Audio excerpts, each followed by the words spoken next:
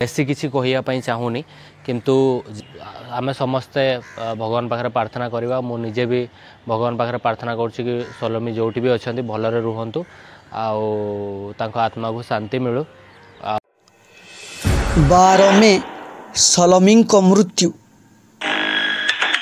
Vietnam आनोई रे थिले लबहासदा past life विषय रे से सबुकिछि जानी थिला। मते विश्वास रखंतु मु कहार जीवन नैनी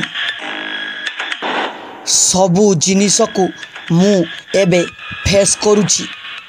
तो हाँ दर्शक बंधु एही सबु प्रश्नर उत्तर रखिछंती निजे लबहासदा। तो आसंतु जानिबा आज से अपलोड करिथिबा वीडियो विषय रे। तो हाँ दर्शक बंधु ब्लॉगर लबहासदा आज निजे सोशल मीडिया को आसी निजर मंतव्य रखिछंती जे 12 में जहाँकि तांको जीवनर एक दुखद और आश्चर्यकर दिन जहाँ केबे सुद्धा भाभी नथिले से सलोमी निजे सुइसाइड करी देबे बोली से केबे सुद्धा मन को आनी नथिले। आउ सुइसाइड पछर कारण सबु दोष तांको ना रे दिया जीवो बोली से केबे सुद्धा भाभी नथिले। ता सत कि मिछ कही से आज सामना को आनिछंती एक वीडियो। आउ सलोमींकर आत्मा को सद्गति प्राप्ति हेउ बोली भगवान को निकट रे प्रार्थना करी से वीडियो रे कहिछंती। सलोमी मुर्मू लबंकर पास्ट लाइफ कथा सबु किछि जानिथिले बोली आज लबहासदा एही वीडियो रे कहिछंती। किंतु आम मन रे एबे भी प्रश्न उंकी मारुची जदि सलोमी मुर्मू तांकर पास्ट रो सबु कथा जानिथिले तापरे भी से काहींकी एमिति सुइसाइड करले ताहा आम मन रे उंकी मारुची। तो एही प्रश्नर उत्तर लबहासदा रखिछंती जे पास्ट लाइफ रो सबु कथा से जानिथिला किंतु तापरे भी एमिति कोन पाई कला मो उपरे एमिति दोष लदंतुनी।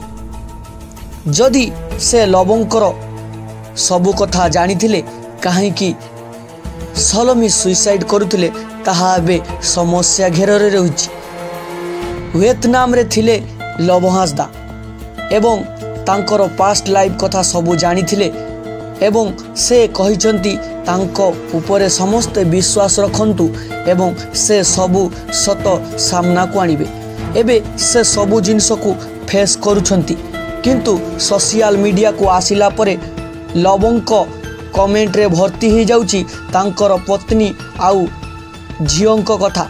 एबे लोके सलोमी कथा कम कही तांको पूर्व पत्नी और झियोंकु सहारा देबाकू कहउछंती किंतु लब ए वीडियो रे सेमानंक कथा किछि सामना को आनी नाहंती।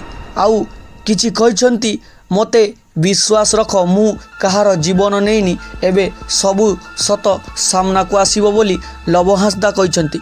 किंतु कमेंट रे तांकर व्यूअर्स माने कहिछंती भाई तमे एमिति व्यस्त हो नहीं समस्तंक जीवन रे एमिति खराब समय आसे एही खराब समय को आपण सामना करी आग को बढ़ंतु। किंतु कमेंट सारा भर्ती हो जाइछि तांकर पूर्व पत्नी आउ झियों को टिकिए सहारा देवा पई एवं ओडिशा व्यूअर्स को ओडिशार समस्त दर्शक को काहेकि से जणाइले नहीं जे तांकर पास्ट लाइफ रे जणे पत्नी आउ झियो अछंती बोली ताहा पई ओडिशार सबु दर्शक तांको उपरे दुख प्रकाश करुछंती एवं तांकु न्याय देवा पई एही सोशल मीडिया रे कमेंट रे समस्त जणाइछंती।